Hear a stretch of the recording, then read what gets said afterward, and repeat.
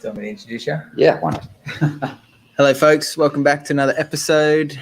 My name's Shay, and here today I've got Dennis O'Connor. He's going to share a little bit around what's happening in the world right now and how we can be best prepared moving forward and what we can expect when things change.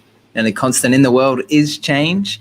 And Dennis is going to just share a little bit around the change that we can expect and how we can evolve and change with it. A little bit of background. Dennis is a 20 years nurse consultant, has worked in the field of health, mental well-being, and is extremely knowledgeable, wise, and informative on many different topics. So today, Dennis, welcome.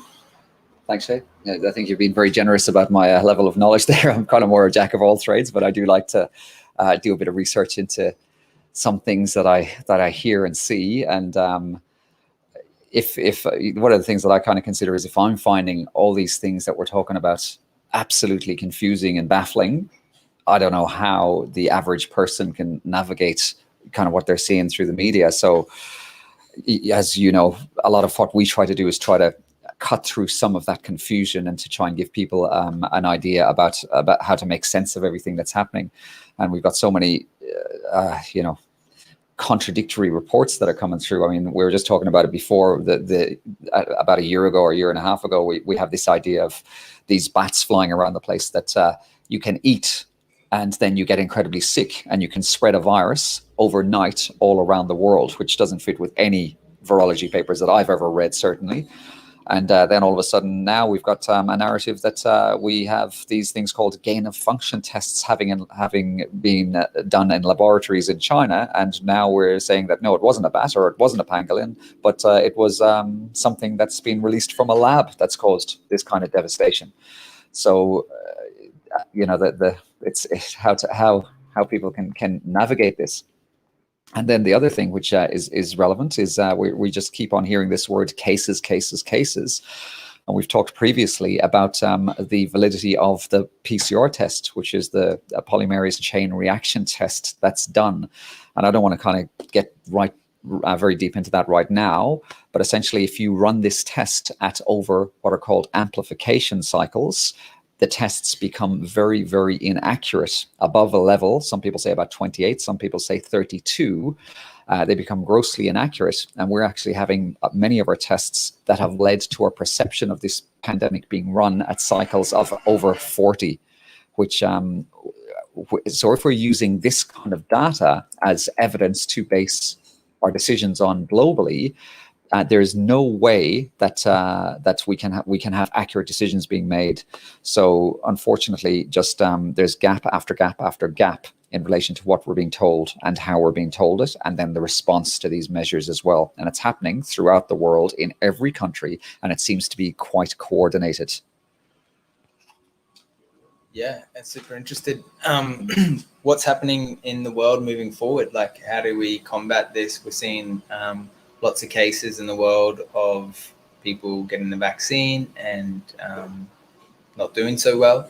So could you maybe elaborate a little bit on like what's happening when people get in the double dosage, maybe talk about the Clapton interview, and I'm just curious to hear your perspective on how that's impacting people.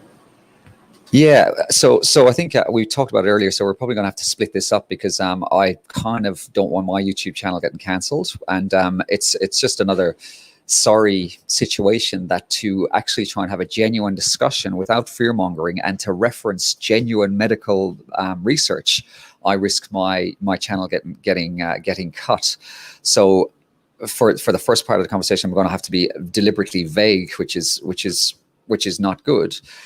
Even mentioning the V word, the algorithms can pick you up and can kind of hide your content. But as you mentioned just before, the Eric Clapton, for those who don't know, very famous musician, wrote loads of hit songs, considered at times one of the best guitarists in the world. And he had his first, let's say, injection, and then he had a second injection later, and he got a very bad neuropathy from this. And he recently did a kind of a very brutally honest interview on what he originally thought before getting these shots and how he felt afterwards and what he thinks afterwards. And really to kind of, I guess, synopsize that to say that he's felt betrayed and lied to, and he was misinformed about just about everything in relation to his decision making before getting this injection, it probably would hit that fairly close to the mark. We've got so many contradictions, it's just not funny. I mean, there's a report in the paper fairly recently about 200 young men having a thing called myocarditis after having this injection. And as somebody who's worked in intensive care for 10 or so years, I find it inconceivable that there's warnings against maybe younger people getting these injections, and they might have myocarditis or they might have blood clots, but we're running at full pelt to give older people who are actually at higher risk generally these kind of things, when young, fit, healthy people are actually in a risk cohort. There's no logic here. There's no sense to me, unless you kind of look at a bigger picture, and that bigger picture is unfortunately very, very sinister. Maybe we can go over that in the censored version, but I'm curious to hear your perspective on something that happened with a few nuns, potentially. Maybe you could elaborate on the vaccine and how they, managed to navigate through that process. Yeah, I don't have my links with me, unfortunately, today. I'm at Shay's house, but it's kind of, it intrigues me that it's actually quite difficult. You come across this information, and then when you try and find it again, the algorithms for your searches just make it really difficult to find. But I know I've got it saved somewhere at home. But in a convent in America with about 200 nuns, which was fully isolated, adhering to all the protocols, we had this cohort of nuns receiving both injections, the first and second lot. And out of I can't remember how many nuns got sick, but out of that number, a fair few got sick, and many of them died. So this is a cohort that shouldn't have had a mechanism to be able to get exposure to a virus. They have done everything as per the policies and procedures. Many of them got sick, and some of them are dead. So that's what happens for older people who actually follow the protocols. And this to me sounds, again, very suspicious and a little bit sinister. So what happens if someone does get injured by a vaccine? What's the next step? Is that curable or not? Should we save that for the censored version? What's your thoughts? Listen, I'll just touch on that lightly, but I think we gotta just watch the V word, and even saying that could actually get my channel picked up. So, but that's fine. But one of the biggest problems with these injections, of which many people know about, is there is no liability towards the makers of these injections. And what that means is that if you do get hurt, you cannot sue the companies involved.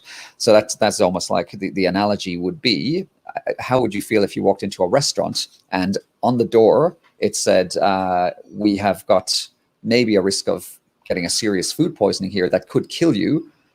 If that happens, we take no responsibility whatsoever.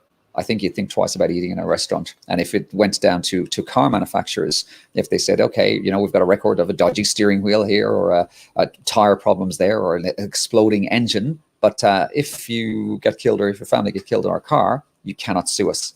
I think we'd all think twice. Yet when it comes to this, nobody's there's a small group of people asking questions, but not enough. We need more people to be asking questions about this stuff. I'm very concerned about the longer term effects of these injections that people are having. And again, this stuff is not too difficult to research, but we've had research on coronaviruses for since roughly the mid 60s. So we got a lot of history about how these things work.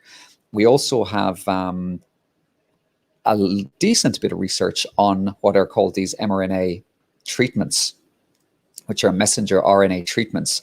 And we've got 3 animal studies that should scare the hell out of anybody. And one of the animal studies relates to ferrets, the other relates to cats, and I think that another one is in relation to rodents. I'm not so familiar with that third study.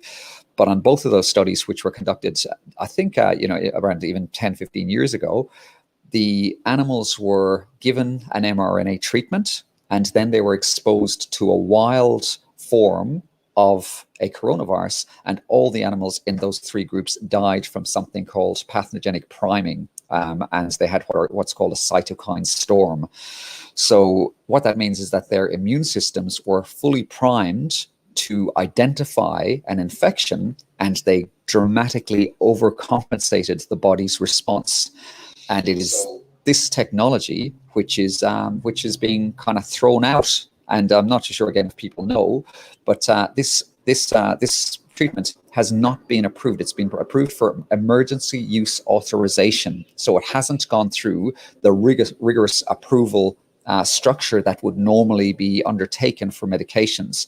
And that structure normally has a process of anything from 6 years to 10 years to 15 years. So we've got this thing that's been developed supposedly over the course of, a year, to be really generous, 18 months. And it's been advertised. And the other comment I would make about that is, if we have such a serious threat of the world's population going to be ending with this pandemic, why are we getting this thing advertised so much? We should be running to the shops, the doctor surgeries or wherever, to get this thing. There's a massive campaign push with this thing, and this really bothers me. The fact that it has to be sold and continually pushed. If it's a no-brainer, if this thing was safe, it was effective. If were people dropping dead on the streets, then it's obvious, human psychology, we're going to go and get it. That's not happening. There's people with concerns, there's people with fears, and they're not getting listened to. And we're going to dive into the deep dive on the censored version. Where can people go and watch that? What's going to be happening with that one? What are we going to be talking about? I think we're actually going to talk about, and I'm it's always, I guess, you've got to be considerate about clickbait and whatnot. But I don't think it's hyperbolic to be talking about Armageddon at this stage, especially if we have the numbers being thrown out at us that 60% of this population has been injected and 70% here. And if the animal studies that we're talking about are reflective of what could happen with this injection, we could have serious numbers of deaths on our hands.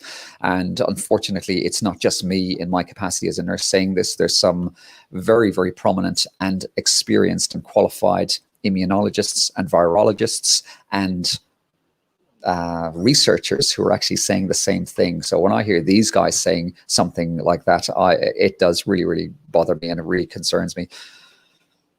Cool. Any closing statements? Yeah, listen, I think we'll also probably end up touching on is there a motive behind what we see going on? What could that motive be? Who might be behind some of these things that are going on a global basis? And why not? I'm going to put my conspiracy hat on. I think that if you're not thinking along conspiratorial lines in these kind of settings at the moment, you're putting your life at risk, and it's a foolish decision to make, to be trusting some of these suggestions that we're being given that just don't make any clinical sense.